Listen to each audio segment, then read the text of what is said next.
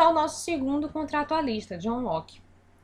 Locke nasceu em Winton em 1632, estudou na Universidade de Oxford e Ciências Naturais e Medicina. Em 1665, foi enviado para Brandenburgo como secretário de legação. Passou em seguida ao serviço do Lord Ashley, futuro conde de Shaftesbury, a quem ficou fiel também nas desgraças políticas. Foi, portanto, para a França, onde conheceu as personalidades mais destacadas da cultura francesa do Grand Siècle. As suas obras filosóficas mais notáveis são o Tratado do Governo Civil, o Ensaio sobre o Intelecto Humano, os Pensamentos sobre a Educação, e as fontes principais do pensamento de Locke são o nominalismo escolástico, cujo centro famoso era Oxford, e o empirismo inglês da época, o racionalismo cartesiano e a filosofia de Malembrante. Quanto à política e às questões de justiça, Locke deriva a lei civil da lei natural. Assim como Hobbes, Locke também é justnaturalista, e aí as suas condições para a proposição de um contrato social deriva da lei natural para estabelecer uma lei civil, racional, moral, em virtude da qual todos os homens, como seres racionais, são livres, iguais, têm direito à vida e à propriedade. Então, o que difere Locke, por exemplo, de Hobbes? Locke vai dizer que o que estabelece as leis, né, o contrato, é necessário para se estabelecer, além da vida, o direito à propriedade. Então, a propriedade em Locke é o que aparece de inovador, de novidade dentro dos contratualistas. A propriedade mesmo, propriedade individual. Direito à propriedade. E, entretanto, na vida política não podem renunciar a esses direitos sem renunciar à própria dignidade, à natureza humana. Locke admite um originário estado de natureza antes do estado civilizado, assim como Hobbes e assim como Rousseau. Não, porém, no sentido brutal e egoísta de inimizade universal, como dizia Hobbes, certo? Mas em um sentido moral, em virtude do qual cada um sente o dever racional de respeitar nos outros a mesma personalidade que nele se encontra. Também Locke admite a passagem do estado de natureza ao estado civilizado, porquanto no primeiro, no estado de natureza, falta a certeza e a regularidade da defesa e da punição, que existe no segundo, graças à autoridade do superior. Então, para Locke, o poder político tem uma característica específica que o difere dos demais poderes, como o paterno. É o contrato social que dá base ao poder político. Então, o contrato social serve para dar base ao poder político e às questões do Estado civilizado. A sociedade civil se levanta a partir de um pacto entre os indivíduos, o contrato, que antes de tal acordo vivia sob a situação de natureza. O fundamento da vida em sociedade civil é, portanto, um consentimento dos próprios cidadãos. Estipulando este contrato, os indivíduos não renunciam a todos os seus direitos, porquanto os direitos que constituem a natureza humana, vida, liberdade e bens, são inalienáveis, não são vendidos. Inalienáveis quer dizer que não se passam para outra pessoa e também não podem ser vendidos para outra pessoa, mas renunciam unicamente ao direito de defesa e de fazer justiça para conseguir os direitos inalienáveis sejam melhor garantidos.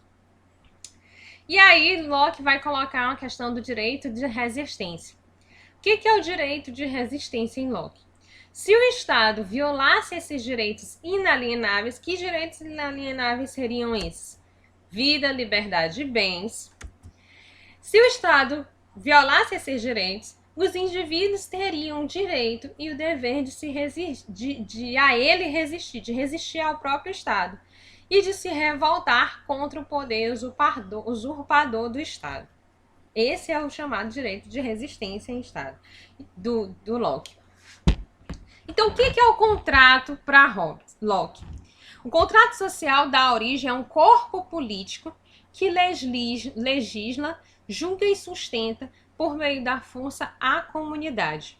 O Estado não surge como um negador dos direitos naturais, antes é um continuador desses direitos, garantindo. Então, o Estado serve para garantir. Se o Estado não garante os direitos inalienáveis, que é a vida, que a gente já viu que é a vida, liberdade e os bens, então as pessoas que estabeleceram o contrato, a comunidade que estabeleceu esse contrato, tem o direito de resistência, que é esse direito aqui que eu já coloquei para vocês.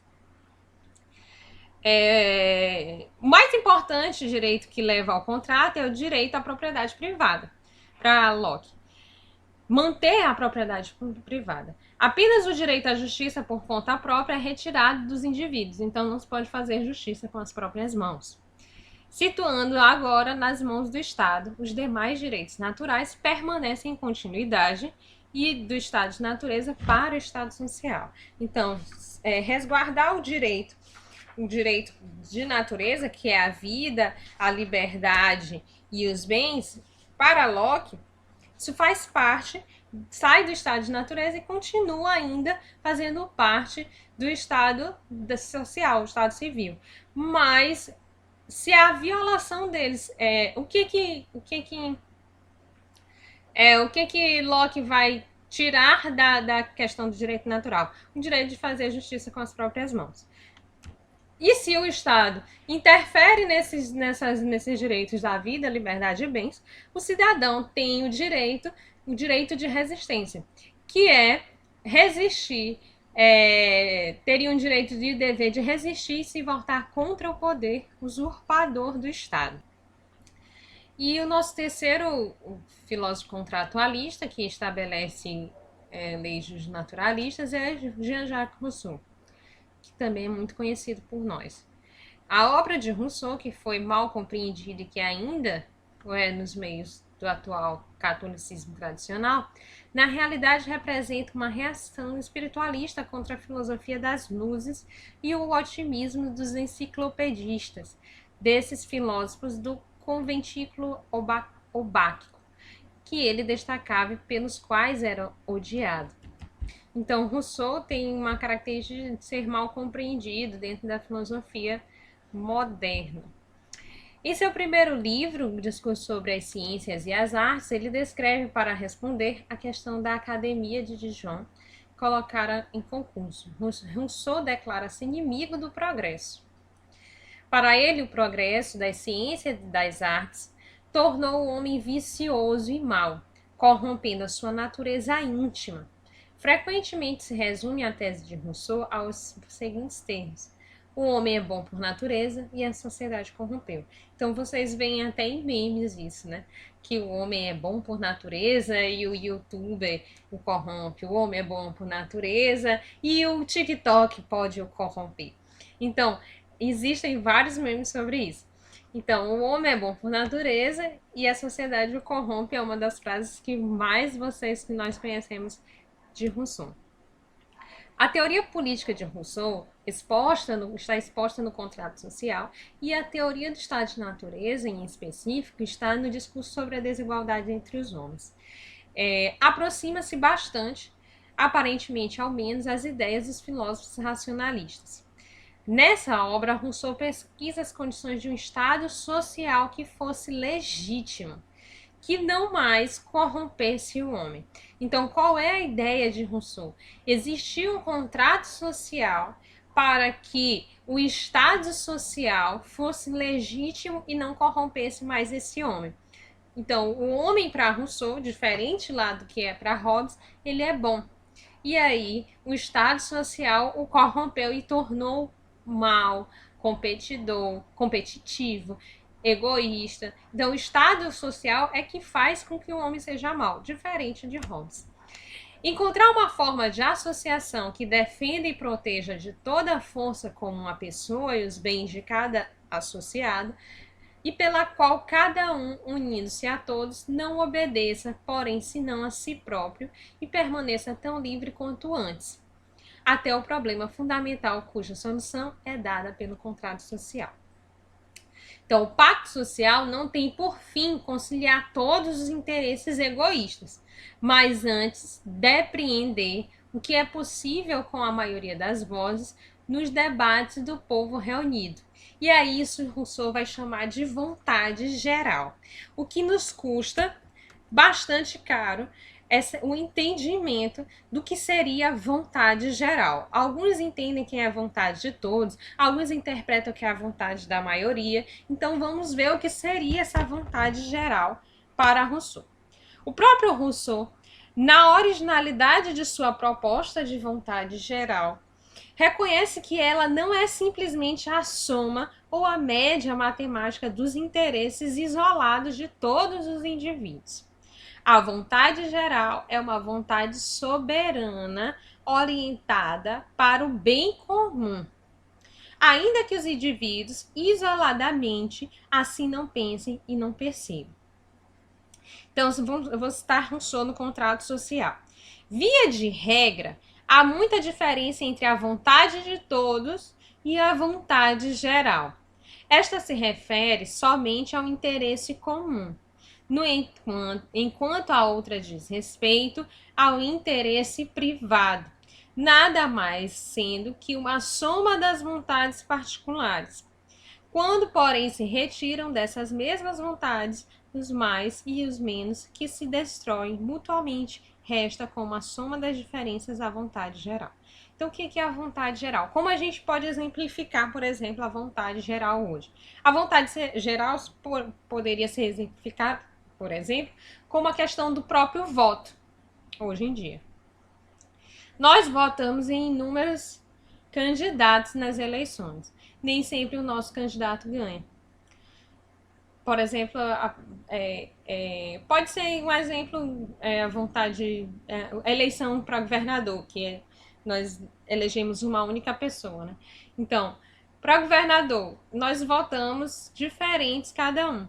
E o que é que vence? A vontade geral, não a vontade de todos. Vence aquele que a vontade geral entendeu que seria o mais bem capacitado, ou que atendeu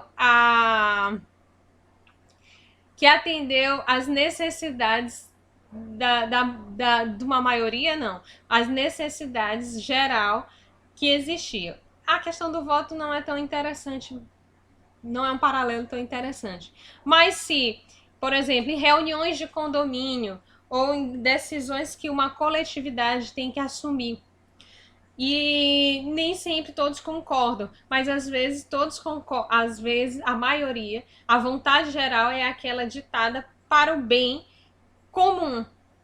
Não é para o meu bem individual. Eu não tenho que pensar no meu bem individual. A vontade geral é aquela que entende-se pela proposta de um bem comum. Será a lei para Rousseau que consubstanciará a vontade geral. O bem comum não se identifica à vista de todos, como um elemento da natureza. A sociedade não é um organismo ao molde físico, mas sim moral.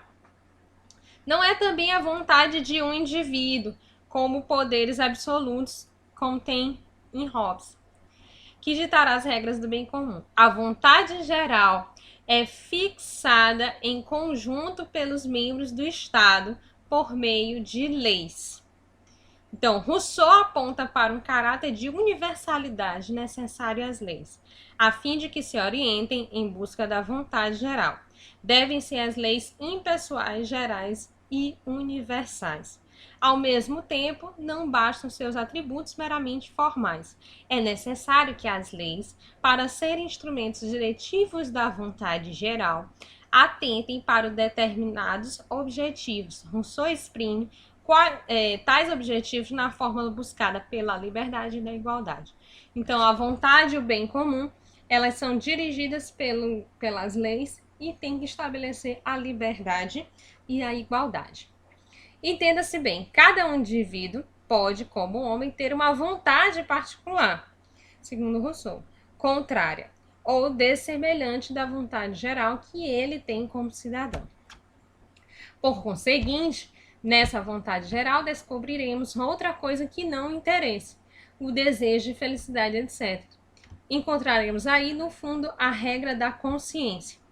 Esse juízo inato do homem e do mal que cada um descobre em si mesmo, quando dissipa seus desejos egoístas no silêncio das paixões. Então, aqui um quadro comparativo entre as teorias de Hobbes, Locke e Rousseau. Então, ficamos por aqui e nas próximas aulas continuaremos com as questões de justiça e Estado.